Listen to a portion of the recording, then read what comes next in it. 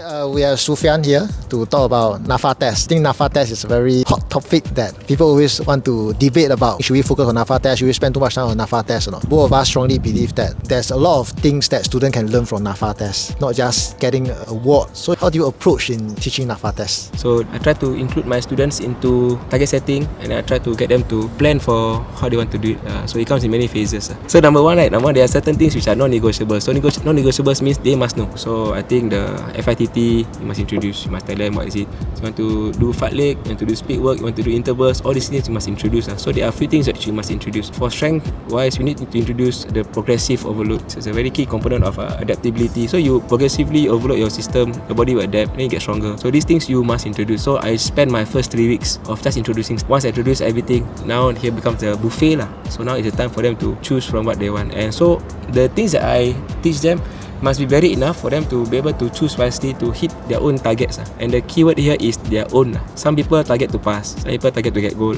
Some people, even they target to pass, they know themselves that passing is not possible. So for these guys, if I can make them believe that passing is not the thing, we're not going towards test testing, we are going towards growth mindset. We are going towards them understanding that if they want to achieve something, they need to plan for it and work towards it. And having the resilience to keep to it, to see the success at the end of the day. My college, we have grace as our underlying tone to help us achieve 21cc. Growth mindset is the first one. Resilience is the second one. The last part is ethical decision making, which is the E. So ethical decision making also means that what do you do when no one is looking? If they have 2 hours with me in PE, that would not be enough for them to achieve their targets. So they must be doing something else away from PE. As we all know, it's very hard to motivate them even to do stuff in PE.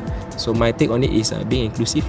Being inclusive means you have to go there and ask them to set the targets and help them a bit to plan what they want to plan, and then help them to monitor, give them the words of encouragement that they need, give them the words of confirmation they're doing a good job. So these are the words that I think they want from me, the PE teacher. And if let's say they don't do well for NAPFA, so be it's fine, because I think I need more time. It's only having that growth mindset to keep on wanting to be better. So having them to understand that and believe that is pretty important for me in my class. Thank you for sharing about growth mindset, because without this growth mindset, you can get all the goal or all the A's you want. You will never do well in life. When you work, it's all about whether you are submitting what the boss wants from you, or it is always about what people want from you. You will never be happy in life. Or when we go to schools, it's all about whether we learn to believe in ourselves, we set a target, whether the target is not what everybody is achieving, we still focus on the target and then we just work towards it. We don't compare ourselves with other people. Maybe all of us be teachers, right? We are the gifted ones, the ones who, you just do a bit, you can clear everything. So some of my students, they've been training in throughout October, November, December. Why? NSG. So they are already training for NSG. This NAPFA test, for example, when I introduced the first run, it's just a complete 3 rounds for the boys, maybe 9 minutes.